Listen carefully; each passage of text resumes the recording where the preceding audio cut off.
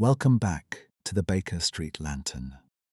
On a freezing morning after Christmas, an old hat and a battered goose bring Holmes a mystery without an apparent crime. Hidden inside the bird, however, is a jewel stolen from a hotel room, and an innocent man has already been arrested.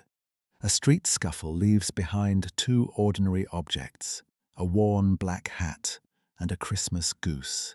When the goose is prepared for dinner, a brilliant blue jewel is discovered inside it.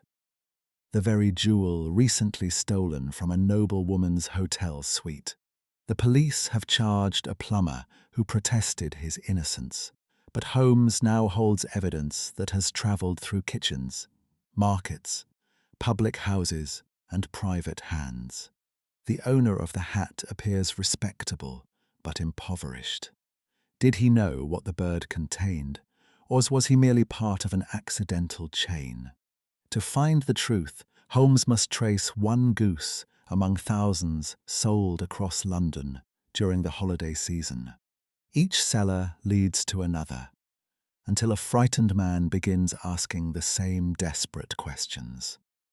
How did the gem enter the bird, and who allowed another person to face prison for the theft? The matter began 2 mornings after Christmas, when Peterson the commissionaire arrived at Baker Street, carrying a curious discovery. I had called upon my friend Sherlock Holmes upon the 2nd morning after Christmas, with the intention of wishing him the compliments of the season. He was lounging upon the sofa in a purple dressing gown, a pipe rack within his reach upon the right, and a pile of crumpled morning papers, evidently newly studied, near at hand. Beside the couch was a wooden chair, and on the angle of the back hung a very seedy and disreputable hard felt hat, much the worse for wear, and cracked in several places. A lens and a forceps, lying upon the seat of the chair, suggested that the hat had been suspended in this manner for the purpose of examination. "You are engaged," said I. "Perhaps I interrupt you." "Not at all. I am glad to have a friend with whom I can discuss my results. The matter is a perfectly trivial one." He jerked his thumb in the direction of the old hat. "But there are points in connection with it which are not entirely devoid of interest and even of instruction." I seated myself in his armchair and warmed my hands before his crackling fire, for a sharp frost had set in, and the windows were thick with the ice crystals. "I suppose," I remarked, "that, homely as it looks, this thing has some deadly story linked on to it. That it is the clue which will guide you in the solution of some mystery and the punishment of some crime." No crime," said Sherlock Holmes, laughing. "Only one of those whimsical little incidents which will happen when you have 4 million human beings all jostling each other within the space of a few square miles. Amid the action and reaction of so dense a swarm of humanity, every possible combination of events may be expected to take place, and many a little problem will be presented, which may be striking and bizarre without being criminal. We have already had experience of such. So much so, I remarked, that of the last 6 cases which I have added to my notes, 3 have been entirely free of any legal crime." "Precisely. You allude to my attempt to recover the Irene Adler papers, to the singular case of Miss Mary Sutherland, and to the adventure of the man with the twisted lip. Well, I have no doubt that this small matter will fall into the same innocent category. You know Peterson, the commissionaire?" Yes. It is to him that this trophy belongs."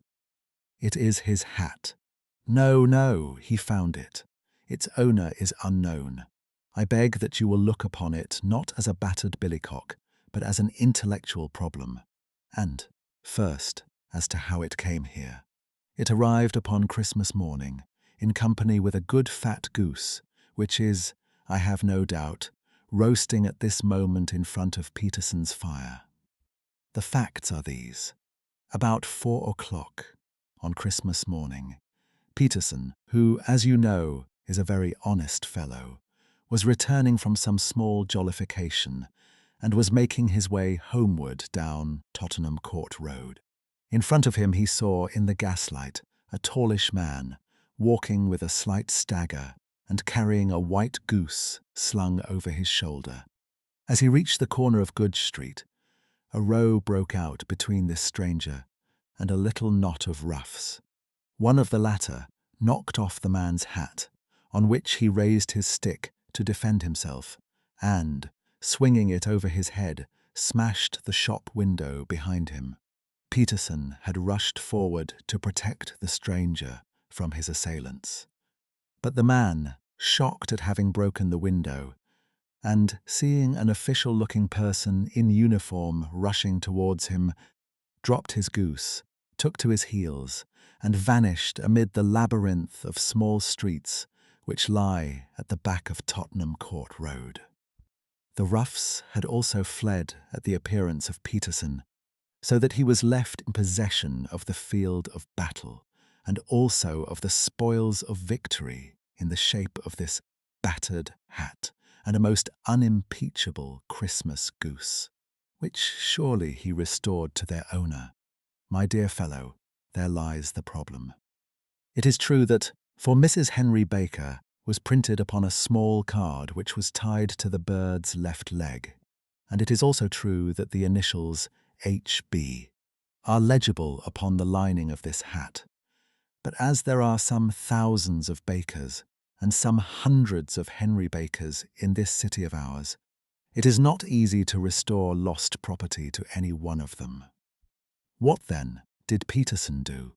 He brought round both hat and goose to me on Christmas morning, knowing that even the smallest problems are of interest to me.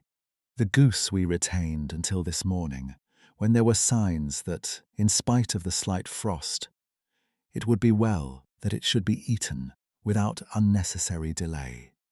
Its finder has carried it off, therefore, to fulfill the ultimate destiny of a goose, while I continue to retain the hat of the unknown gentleman who lost his Christmas dinner. Did he not advertise? No. Then what clue could you have as to his identity? Only as much as we can deduce.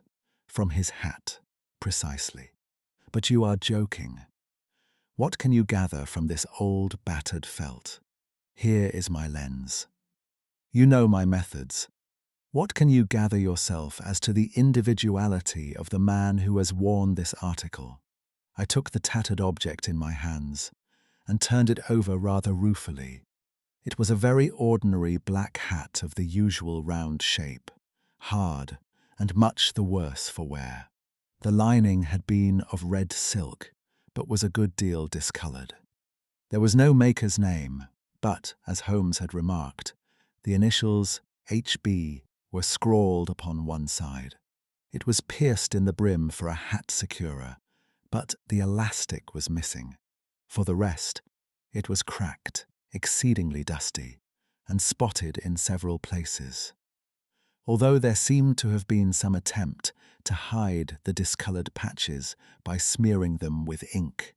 "I can see nothing," said I, handing it back to my friend. "On the contrary, Watson, you can see everything. You fail, however, to reason from what you see. You are too timid in drawing your inferences. Then, pray tell me what it is that you can infer from this hat." He picked it up and gazed at it in the peculiar introspective fashion which was characteristic of him. "It is perhaps less suggestive than it might have been," he remarked, "and yet there are a few inferences which are very distinct, and a few others which represent at least a strong balance of probability. That the man was highly intellectual is of course obvious upon the face of it, and also that he was fairly well-to-do within the last 3 years, although he has now fallen upon evil days. He had foresight, but has less now than formerly, pointing to a moral retrogression, which, when taken with the decline of his fortunes, seems to indicate some evil influence, probably drink, at work upon him. This may account also for the obvious fact that his wife has ceased to love him.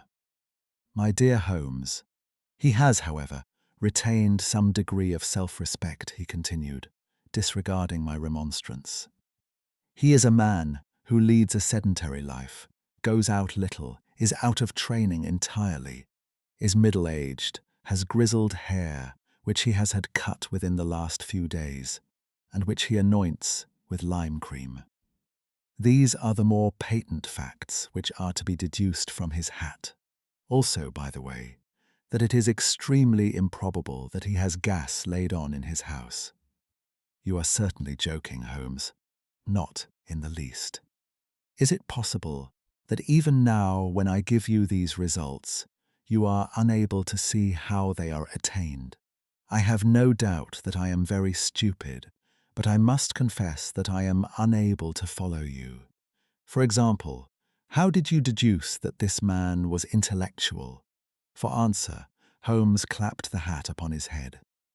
It came right over the forehead and settled upon the bridge of his nose. It is a question of cubic capacity, said he. A man with so large a brain must have something in it. The decline of his fortunes, then. This hat is 3 years old. These flat brims curled at the edge came in then. It is a hat of the very best quality. Look at the band of ribbed silk and the excellent lining. If this man could afford to buy so expensive a hat 3 years ago, and has had no hat since, then he has assuredly gone down in the world. Well, that is clear enough, certainly. But how about the foresight and the moral retrogression? Sherlock Holmes laughed. Here is the foresight, said he, putting his finger upon the little disc and loop of the hat securer. They are never sold upon hats. If this man ordered one, it is a sign of a certain amount of foresight, since he went out of his way to take this precaution against the wind. But since we see that he has broken the elastic and has not troubled to replace it, it is obvious that he has less foresight now than formerly, which is a distinct proof of a weakening nature.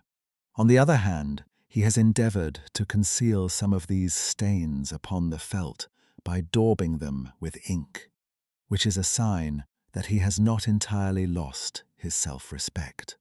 Your reasoning is certainly plausible. The further points that he is middle-aged, that his hair is grizzled, that it has been recently cut, and that he uses lime cream, are all to be gathered from a close examination of the lower part of the lining. The lens discloses a large number of hair ends, clean cut by the scissors of the barber. They all appear to be adhesive, and there is a distinct odour of lime cream. This dust, you will observe, is not the gritty, grey dust of the street, but the fluffy brown dust of the house, showing that it has been hung up indoors most of the time, while the marks of moisture upon the inside are proof positive that the wearer perspired very freely, and could therefore hardly be in the best of training. But his wife, you said that she had ceased to love him. This hat has not been brushed for weeks. When I see you, my dear Watson, with a week's accumulation of dust upon your hat, and when your wife allows you to go out in such a state, I shall fear that you also have been unfortunate enough to lose your wife's affection. But he might be a bachelor. Nay, he was bringing home the goose as a peace offering to his wife. Remember the card upon the bird's leg. You have an answer to everything. But how on earth do you deduce that the gas is not laid on in his house? One tallow stain, or even 2, might come by chance. But when I see no less than 5, I think that there can be little doubt that the individual must be brought into frequent contact with burning tallow. Walks upstairs at night, probably with his hat in one hand and a guttering candle in the other. Anyhow, He never got tallow stains from a gas jet. Are you satisfied? Well, it is very ingenious, said I, laughing. But since, as you said just now, there has been no crime committed, and no harm done, save the loss of a goose, all this seems to be rather a waste of energy. Sherlock Holmes had opened his mouth to reply when the door flew open and Peterson, the commissionaire, rushed into the apartment with flushed cheeks and the face of a man who is dazed with astonishment. "The goose, Mr. Holmes! The goose, sir!" he gasped. "Eh? What of it, then? Has it returned to life and flapped off through the kitchen window?" Holmes twisted himself round upon the sofa to get a fairer view of the man's excited face. "See here, sir. See what my wife found in its crop." He held out his hand and displayed upon the centre of the palm a brilliantly scintillating blue stone, rather smaller than a bean in size, but of such purity and radiance that it twinkled like an electric point in the dark hollow of his hand. Sherlock Holmes sat up with a whistle. "By Jove, Peterson," said he, "this is treasure trove indeed. I suppose you know what you have got. A diamond, sir. A precious stone. It cuts into glass as though it were putty. It's more than a precious stone. It is the precious stone." "Not the Countess of Morcar's Blue Carbuncle," I ejaculated. "Precisely so. I ought to know its size and shape, seeing that I have read the advertisement about it in the Times every day lately. It is absolutely unique, and its value can only be conjectured. But the reward offered of £1,000 is certainly not within a 20th part of the market price. £1,000, great Lord of mercy."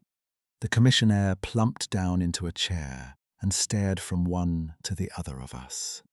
"That is the reward, and I have reason to know that there are sentimental considerations in the background which would induce the Countess to part with half her fortune if she could but recover the gem. It was lost, if I remember aright, at the Hotel Cosmopolitan," I remarked. "Precisely so, on December 22nd, just 5 days ago. John Horner, a plumber, was accused of having abstracted it from the lady's jewel case. The evidence against him was so strong that the case has been referred to the assizes. I have some account of the matter here, I believe." He rummaged amid his newspapers, glancing over the dates, until at last he smoothed one out, doubled it over, and read the following paragraph. "Hotel Cosmopolitan Jewel Robbery. John Horner, 26, plumber, was brought up upon the charge of having upon the 22nd inst.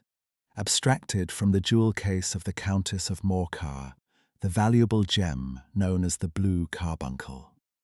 James Ryder, upper attendant at the hotel, gave his evidence to the effect that he had shown Horner up to the dressing-room of the Countess of Morcar upon the day of the robbery, in order that he might solder the second bar of the grate, which was loose.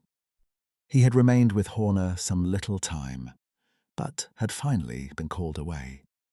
On returning, he found that Horner had disappeared, that the bureau had been forced open, and that the small morocco casket in which, as it afterwards transpired, the Countess was accustomed to keep her jewel, was lying empty upon the dressing-table. Ryder instantly gave the alarm, and Horner was arrested the same evening. But the stone could not be found either upon his person or in his rooms. Catherine Cusack, maid to the Countess, deposed to having heard Ryder's cry of dismay on discovering the robbery, and to having rushed into the room where she found matters as described by the last witness. Inspector Bradstreet, B Division, gave evidence as to the arrest of Horner, who struggled frantically and protested his innocence in the strongest terms. Evidence of a previous conviction for robbery having been given against the prisoner. The magistrate refused to deal summarily with the offence, but referred it to the assizes. Horner, who had shown signs of intense emotion during the proceedings, fainted away at the conclusion and was carried out of court. "Hum! So much for the police court," said Holmes thoughtfully, tossing aside the paper. "The question for us now to solve is the sequence of events leading from a rifled jewel case at one end to the crop of a goose in Tottenham Court Road at the other. You see, Watson, our little deductions have suddenly assumed a much more important and less innocent aspect. Here is the stone. The stone came from the goose, and the goose came from Mr. Henry Baker, the gentleman with the bad hat and all the other characteristics with which I have bored you. So now we must set ourselves very seriously to finding this gentleman and ascertaining what part he has played in this little mystery. To do this, we must try the simplest means first, and these lie undoubtedly in an advertisement in all the evening papers. If this fail, I shall have recourse to other methods. What will you say? Give me a pencil and that slip of paper. Now then, found at the corner of Goodge Street, a goose and a black felt hat, Mr. Henry Baker can have the same by applying at 6:30 this evening at 221B, Baker Street. That is clear and concise, very. But will he see it? Well, he is sure to keep an eye on the papers, since, to a poor man, the loss was a heavy one. He was clearly so scared by his mischance in breaking the window and by the approach of Peterson that he thought of nothing but flight. But since then, he must have bitterly regretted the impulse which caused him to drop his bird. Then again, the introduction of his name will cause him to see it, for everyone who knows him will direct his attention to it. Here you are, Peterson. Run down to the advertising agency and have this put in the evening papers. In which, sir? Oh, in the Globe, Star, Pall Mall, St. James's, Evening News, Standard, Echo, and any others that occur to you. Very well, sir. And this stone? Ah, yes, I shall keep the stone. Thank you. And, I say, Peterson, just buy a goose on your way back and leave it here with me, for we must have one to give to this gentleman in place of the one which your family is now devouring. When the commissionaire had gone, Holmes took up the stone and held it against the light. "It's a bonny thing," said he. "Just see how it glints and sparkles. Of course it is a nucleus and focus of crime. Every good stone is. They are the devil's pet baits. In the larger and older jewels, every facet may stand for a bloody deed. This stone is not yet 20 years old. It was found in the banks of the Amoy River in southern China, and is remarkable in having every characteristic of the carbuncle, save that it is blue in shade instead of ruby red. In spite of its youth, it has already a sinister history. There have been 2 murders, a vitriol throwing, a suicide, and several robberies brought about for the sake of this 40-grain weight of crystallized charcoal. Who would think that so pretty a toy would be a purveyor to the gallows and the prison? I'll lock it up in my strong box now and drop a line to the countess to say that we have it. Do you think that this man Horner is innocent? I cannot tell.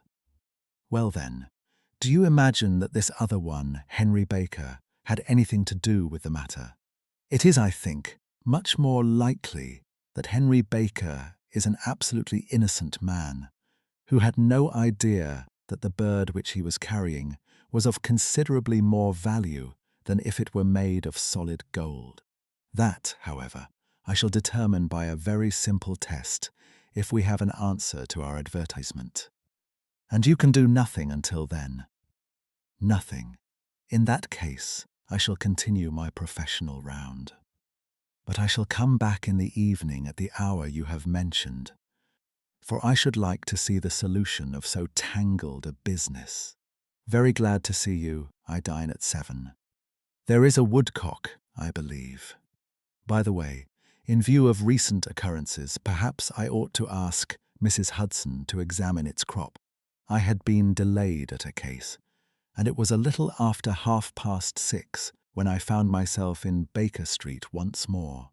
As I approached the house, I saw a tall man in a Scotch bonnet, with a coat which was buttoned up to his chin, waiting outside in the bright semicircle which was thrown from the fanlight. Just as I arrived, the door was opened, and we were shown up together to Holmes's room. "Mr. Henry Baker, I believe," said he, rising from his armchair and greeting his visitor with the easy air of geniality which he could so readily assume. "Pray, take this chair by the fire, Mr. Baker. It is a cold night, and I observe that your circulation is more adapted for summer than for winter. Ah, Watson, you have just come at the right time. Is that your hat, Mr. Baker?" "Yes, sir, that is undoubtedly my hat." He was a large man with rounded shoulders, a massive head, and a broad, intelligent face, sloping down to a pointed beard of grizzled brown. A touch of red in nose and cheeks, with a slight tremor of his extended hand, recalled Holmes' surmise as to his habits. His rusty black frock coat was buttoned right up in front, with the collar turned up, and his lank wrists protruded from his sleeves, without a sign of cuff or shirt. He spoke in a slow, staccato fashion, choosing his words with care, and gave the impression generally of a man of learning and letters, who had had ill usage at the hands of fortune. "We have retained these things for some days," said Holmes, "because we expected to see an advertisement from you giving your address. I am at a loss to know now why you did not advertise." Our visitor gave a rather shamefaced laugh. "Shillings have not been so plentiful with me as they once were," he remarked. "I had no doubt that the gang of roughs who assaulted me had carried off both my hat and the bird. I did not care to spend more money in a hopeless attempt at recovering them. Very naturally. By the way, about the bird, we were compelled to eat it." "To eat it?" Our visitor half rose from his chair in his excitement. "Yes, it would have been of no use to anyone had we not done so. But I presume that this other goose upon the sideboard, which is about the same weight and perfectly fresh, will answer your purpose equally well." "Oh, certainly, certainly," answered Mr. Baker with a sigh of relief. "Of course, we still have the feathers, legs, crop, and so on of your own bird, so if you wish—" The man burst into a hearty laugh. "They might be useful to me as relics of my adventure," said he. "But beyond that, I can hardly see what use the disjecta membra of my late acquaintance are going to be to me. No, sir. I think that, with your permission, I will confine my attentions to the excellent bird which I perceive upon the sideboard." Sherlock Holmes glanced sharply across at me, with a slight shrug of his shoulders. "There is your hat, then, and there your bird," said he. "By the way, would it bore you to tell me where you got the other one from? I am somewhat of a fowl fancier, and I have seldom seen a better grown goose." "Certainly, sir," said Baker, who had risen and tucked his newly gained property under his arm. "There are a few of us who frequent the Alpha Inn, near the museum. We are to be found in the museum itself during the day, you understand. This year our good host, Windigate by name, instituted a goose club by which, on consideration of some few pence every week, we were each to receive a bird at Christmas. My pence were duly paid, and the rest is familiar to you. I am much indebted to you, sir, for a Scotch bonnet is fitted neither to my years nor my gravity." With a comical pomposity of manner, he bowed solemnly to both of us, and strode off upon his way. "So much for Mr. Henry Baker," said Holmes, when he had closed the door behind him. "It is quite certain that he knows nothing whatever about the matter. Are you hungry, Watson?" "Not particularly." "Then I suggest that we turn our dinner into a supper and follow up this clue while it is still hot." By all means. It was a bitter night, so we drew on our ulsters and wrapped cravats about our throats. Outside, the stars were shining coldly in a cloudless sky, and the breath of the passers-by blew out into smoke like so many pistol shots. Our footfalls rang out crisply and loudly as we swung through the Doctor's Quarter, Wimpole Street, Harley Street, and so through Wigmore Street into Oxford Street. In a quarter of an hour, we were in Bloomsbury at the Alpha Inn, which is a small public house at the corner of one of the streets which runs down into Holborn. Holmes pushed open the door of the private bar and ordered 2 glasses of beer from the ruddy-faced, white-aproned landlord. "Your beer should be excellent, if it is as good as your geese," said he. "My geese?" The man seemed surprised. "Yes, I was speaking only half an hour ago to Mr. Henry Baker, who was a member of your Goose Club." "Ah, yes, I see. But you see, sir, them's not our geese." "Indeed? Whose then?" "Well, I got the 2 dozen from a salesman in Covent Garden. Indeed, I know some of them. Which was it?" "Breckenridge is his name." "Ah, I don't know him. Well, here's your good health, landlord, and prosperity to your house. Good night. Now for Mr. Breckenridge," he continued, buttoning up his coat as we came out into the frosty air. "Remember, Watson, that though we have so homely a thing as a goose at one end of this chain, we have at the other a man who will certainly get 7 years penal servitude, unless we can establish his innocence. It is possible that our inquiry may but confirm his guilt. But in any case, we have a line of investigation which has been missed by the police, and which a singular chance has placed in our hands. Let us follow it out to the bitter end. Faces to the south, then, and quick march." We passed across Holborn, down Endell Street, and so through a zigzag of slums to Covent Garden Market. One of the largest stalls bore the name of Breckenridge upon it, and the proprietor, a horsey-looking man, with a sharp face and trim side whiskers, was helping a boy to put up the shutters. "Good evening." "It's a cold night," said Holmes. The salesman nodded and shot a questioning glance at my companion. "Sold out of geese, I see," continued Holmes, pointing at the bare slabs of marble. "Let you have 500 tomorrow morning." "That's no good." "Well, there are some on the stall with the gas flare." "Ah, but I was recommended to you." "Who by?" "The landlord of the Alpha." "Oh, yes. I sent him a couple of dozen. Fine birds they were, too." "Now, where did you get them from?" To my surprise, the question provoked a burst of anger from the salesman. "Now then, mister," said he, with his head cocked and his arms akimbo, "what are you driving at? Let's have it straight now." "It is straight enough. I should like to know who sold you the geese which you supplied to the Alpha." "Well then, I shan't tell you." "So now?" "Oh, it is a matter of no importance, but I don't know why you should be so warm over such a trifle." "Warm? You'd be as warm, maybe, if you were as pestered as I am. When I pay good money for a good article, there should be an end of the business. But it's, where are the geese? And who did you sell the geese to? And what will you take for the geese?" One would think they were the only geese in the world, to hear the fuss that is made over them. "Well, I have no connection with any other people who have been making inquiries," said Holmes carelessly. "If you won't tell us, the bet is off, that is all. But I'm always ready to back my opinion on a matter of fulls, and I have a fiver on it That the bird I ate is country bred. Well then, you've lost your fiver, for it's town bred, snapped the salesman. It's nothing of the kind. I say it is. I don't believe it.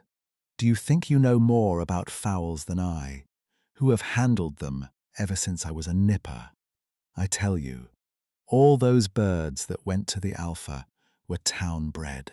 You'll never persuade me to believe that. Will you bet, then? It's merely taking your money, for I know that I am right. But I'll have a sovereign on with you, just to teach you not to be obstinate. The salesman chuckled grimly. Bring me the books, Bill, said he.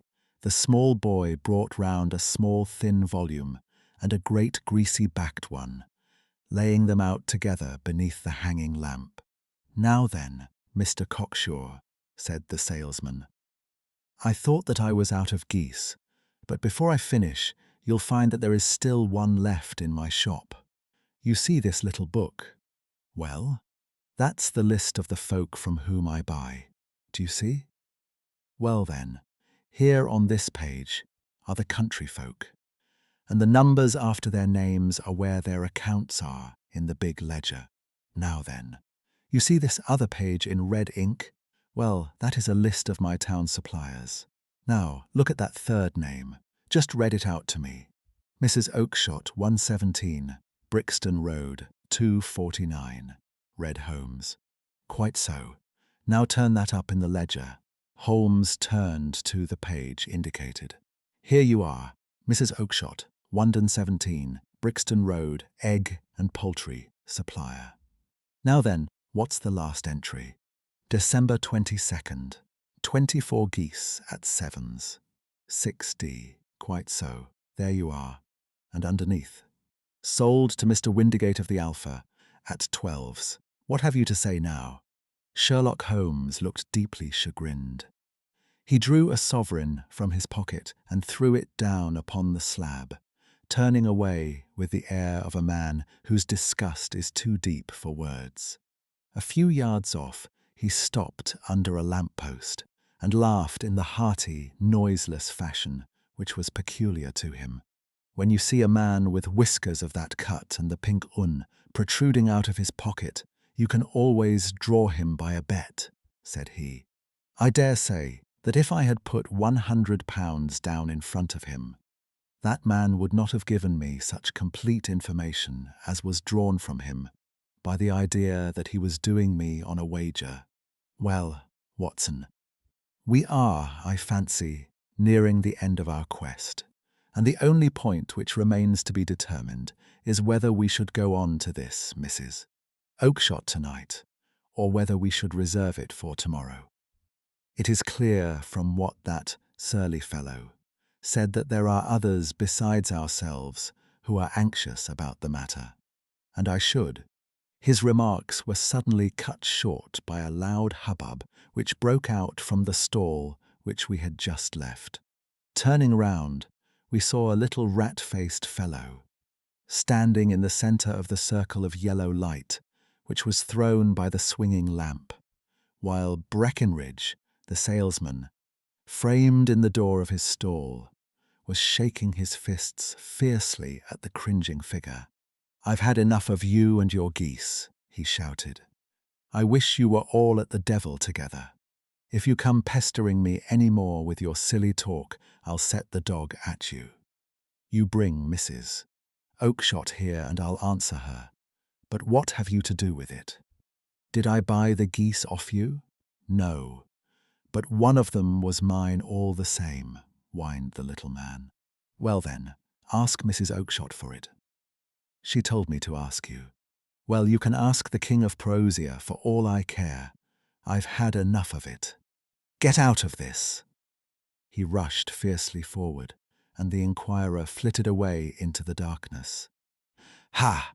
This may save us a visit to Brixton Road, whispered Holmes.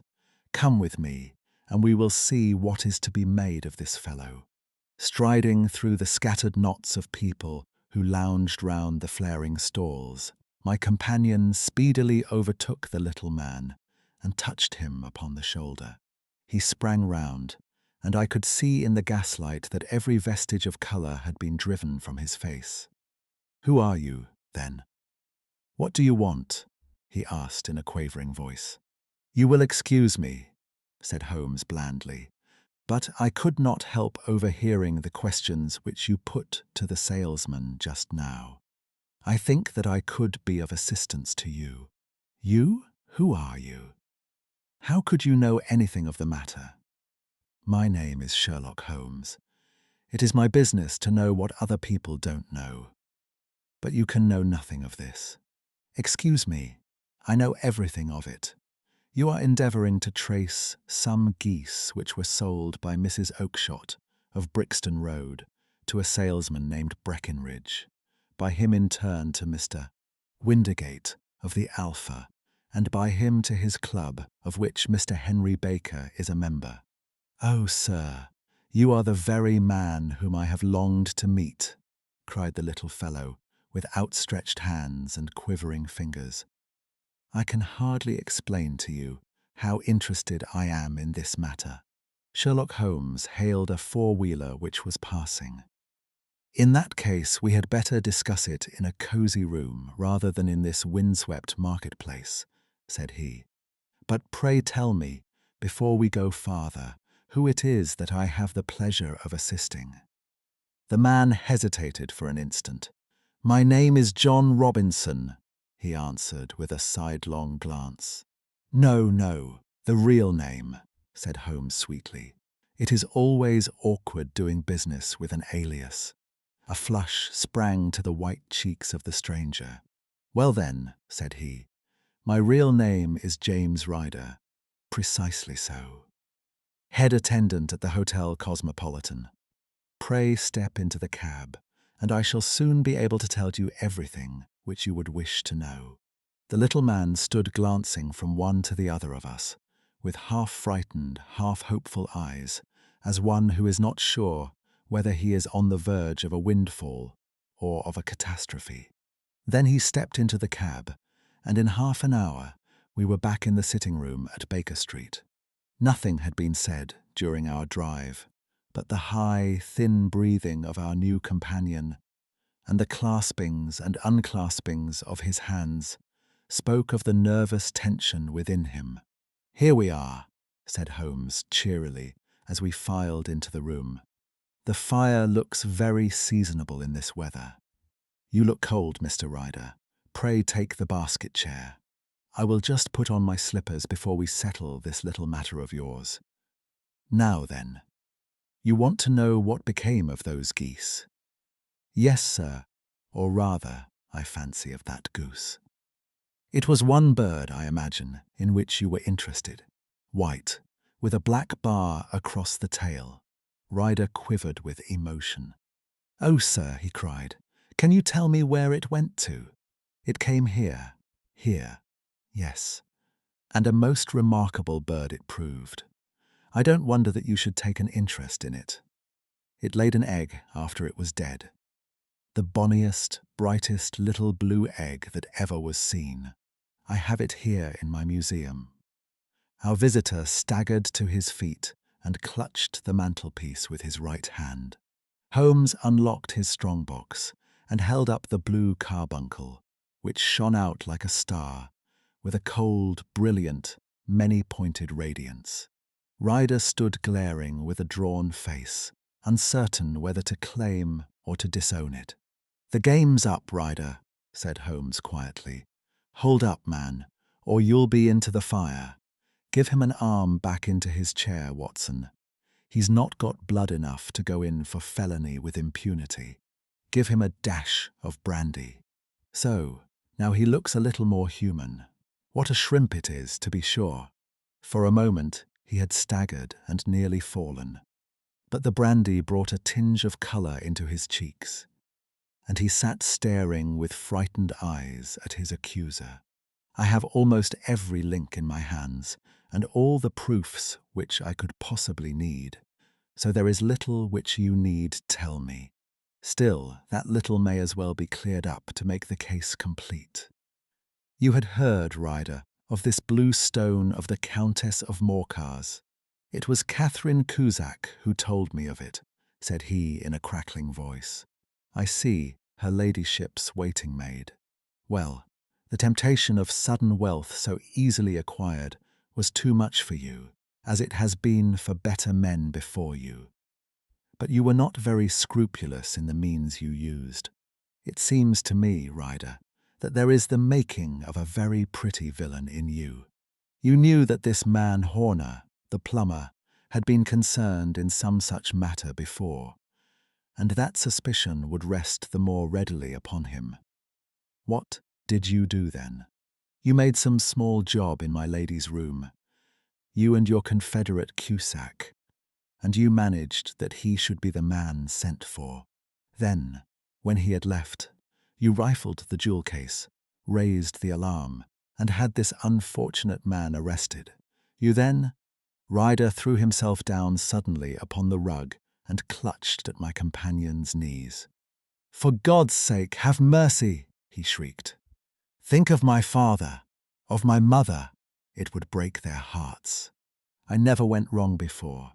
I never will again. I swear it. I'll swear it on a Bible. Oh, don't bring it into court. For Christ's sake, don't. Get back into your chair," said Holmes sternly. "It is very well to cringe and crawl now, but you thought little enough of this poor Horner in the dock for a crime of which he knew nothing. I will fly, Mr. Holmes. I will leave the country, sir. Then the charge against him will break down. Hum, we will talk about that. And now let us hear a true account of the next act. How came the stone into the goose, and how came the goose into the open market? Tell us the truth, for there lies your only hope of safety." Ryder passed his tongue over his parched lips. "I will tell you it just as it happened, sir," said he. "When Horner had been arrested, it seemed to me that it would be best for me to get away with the stone at once. For I did not know at what moment the police might not take it into their heads to search me and my room. There was no place about the hotel where it would be safe. I went out, as if on some commission, and I made for my sister's house. She had married a man named Oakshott, and lived in Brixton Road, where she fattened fowls for the market. All the way there, every man I met seemed to me to be a policeman or a detective. And for all that it was a cold night, the sweat was pouring down my face before I came to the Brixton Road.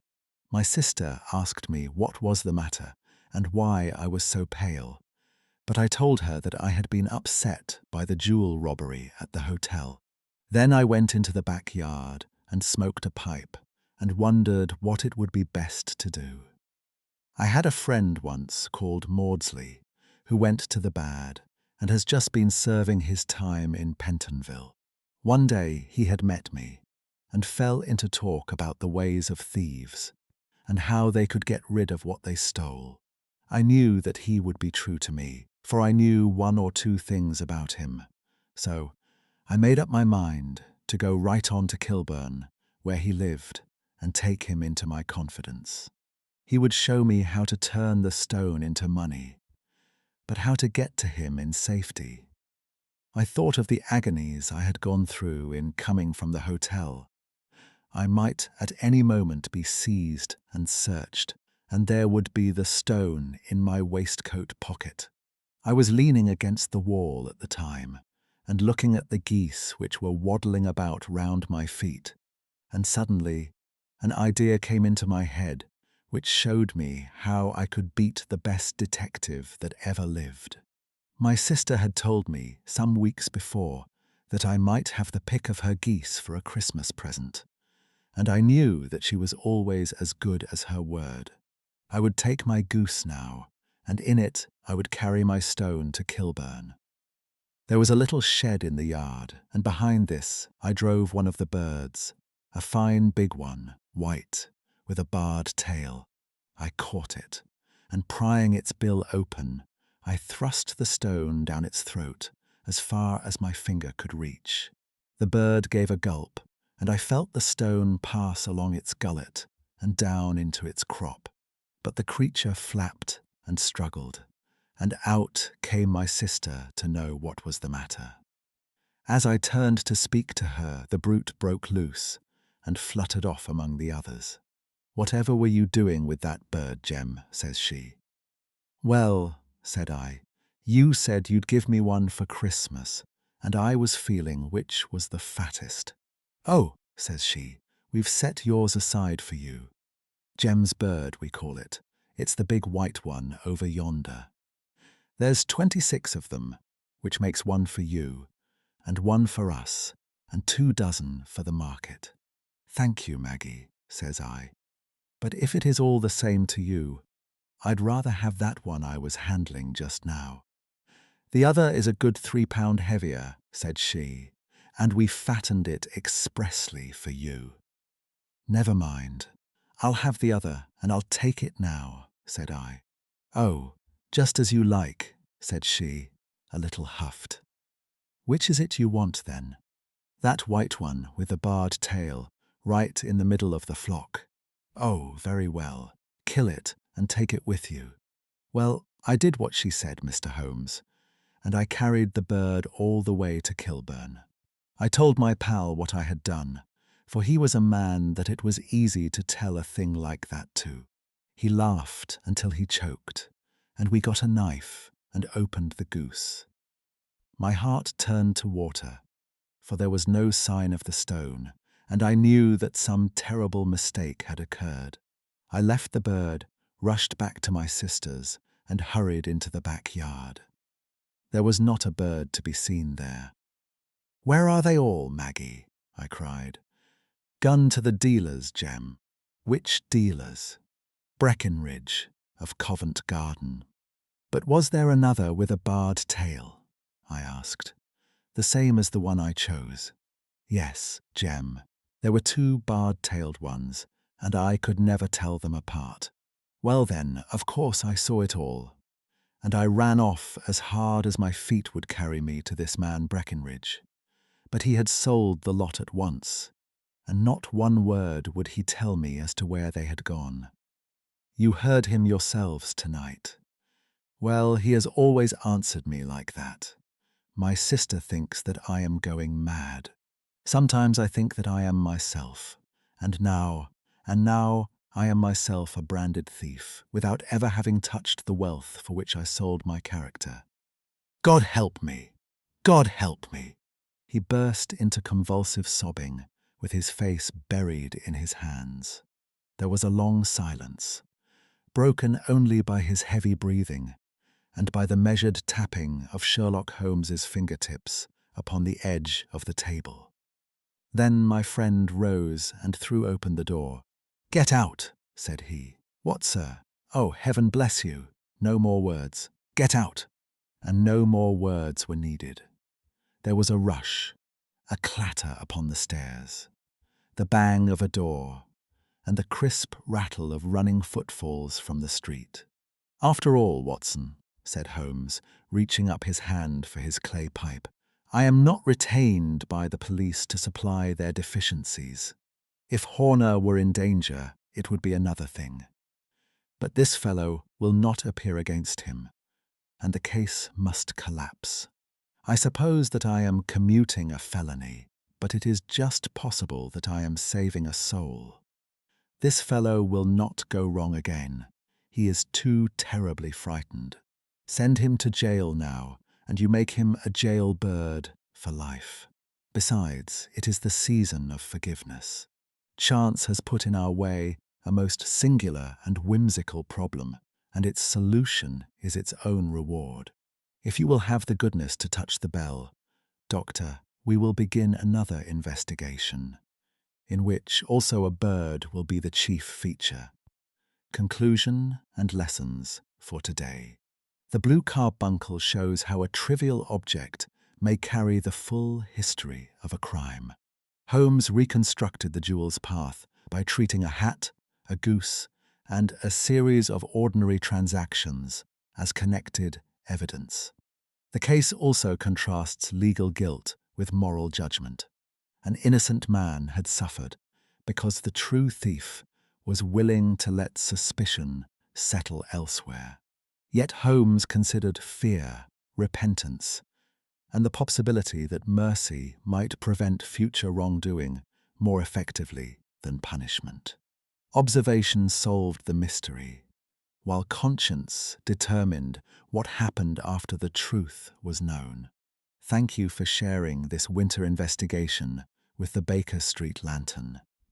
Subscribe for more illustrated cases where the most ordinary possession may conceal an extraordinary secret. Until our next visit to Baker Street, keep watch over the overlooked object. For beneath the lantern, even a discarded hat may begin to speak.